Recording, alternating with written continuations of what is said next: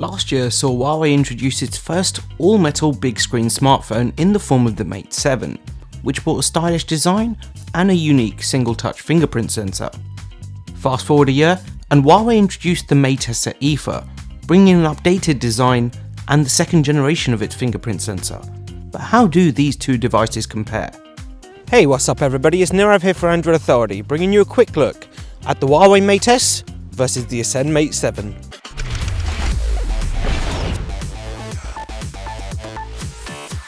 Although it has a frameless display, the Mate 7 is definitely one of the largest smartphones on the market, and even though I've got large hands, I find it quite difficult to use in one hand. With the Mate S, Huawei has made its latest flagship smaller and more manageable, which results in a much improved in-hand experience.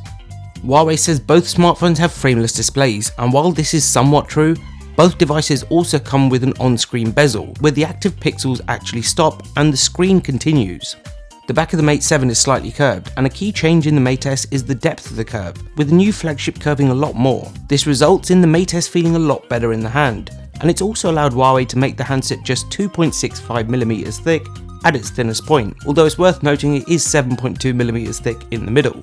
Both devices have the power and volume keys on the right, along with the SIM tray on the left. On the Mate 7, the SIM and microSD card trays are separate, while on the Mate S they've been combined into one tray, just like on the Honor 7.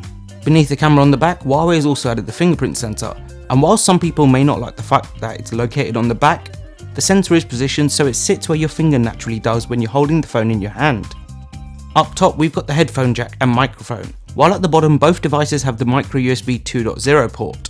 Neither smartphone has an IR blaster, which is unfortunate, but all smartphones seem to be dropping this quite useful feature. Another key change is in the display technology, with the Mate 7 sporting a 6-inch IPS display and the Mate S a smaller and more vibrant 5.5-inch AMOLED panel. Both screens sport full HD resolution, and while there are better Quad HD and 4K displays on the market, full HD is more than good enough for most users.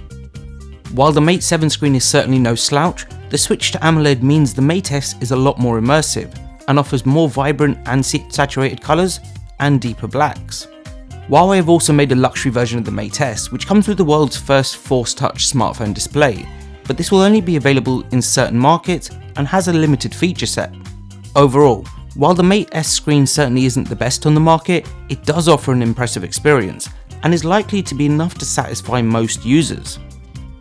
Like most flagship devices, both the Mate S and the Mate 7 are equipped with a range of features that we've come to expect from the very best devices on the market. Both handsets are powered by Huawei's own octa-core Kirin processor, and while the Mate 7 uses the older Kirin 925 clocked at 1.8 GHz, the Mate S uses the newer Kirin 935 with a higher clock speed of 2.2 GHz. The Mate 7 comes in two storage versions. The entry level, which we have, has 2GB RAM and 16GB storage, while the premium version comes with 32GB of storage and 3GB of RAM. The Mate S comes with 3GB of RAM as standard, and either 32GB, 64GB or 128GB storage. If you're after the Force Touch display, this is limited to just the 128GB model, but whichever model you do buy, you can expand it using a microSD card.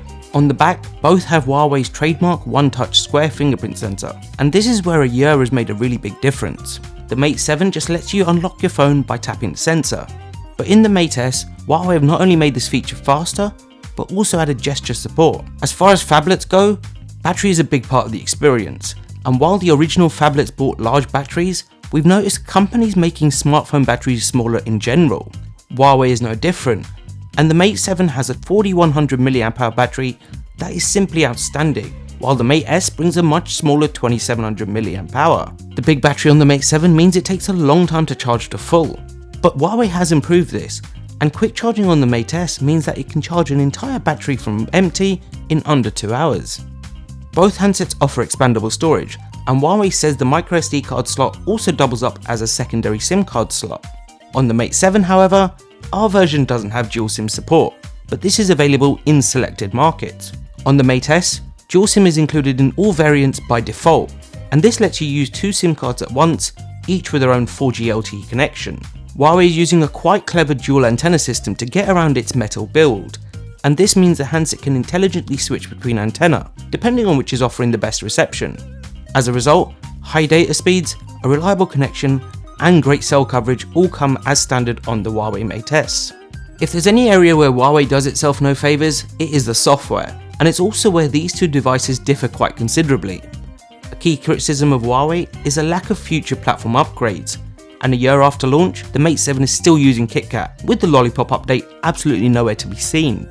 The Mate S runs the Lollipop update with Emotion UI version 3.1 out the box, and while this is the same version of the EMUI found in this year's Huawei P8, the bugs and glitches found in the P8 are no more, and Huawei has also tweaked and added a few new features. Emotion UI also comes with new themes that change accents and UI colours to match the colour of the handset you have.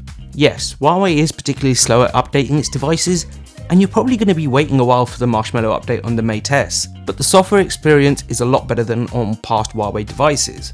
It's a smooth interface, and aside from a missing app drawer and a fair amount of preloaded bloatware, it's actually pretty usable.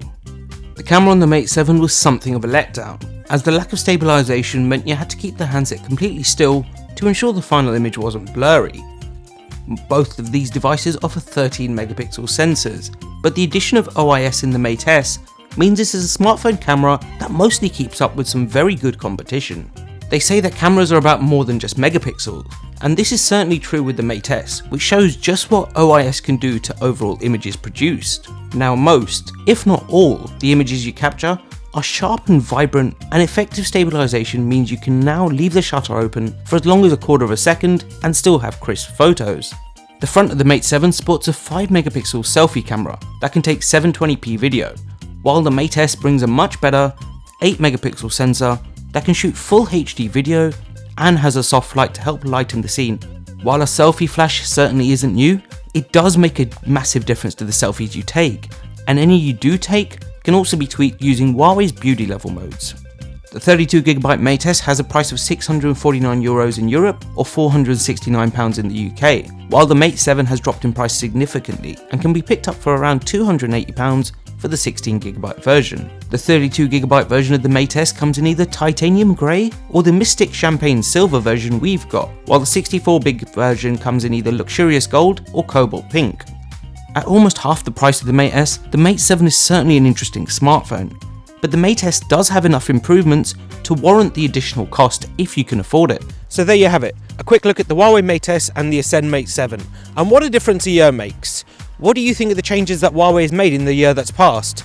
Let us know your views in the comments below, give us a thumbs up if you like this video, and hey, don't forget to subscribe, because we are your source for all things Android. See you next time!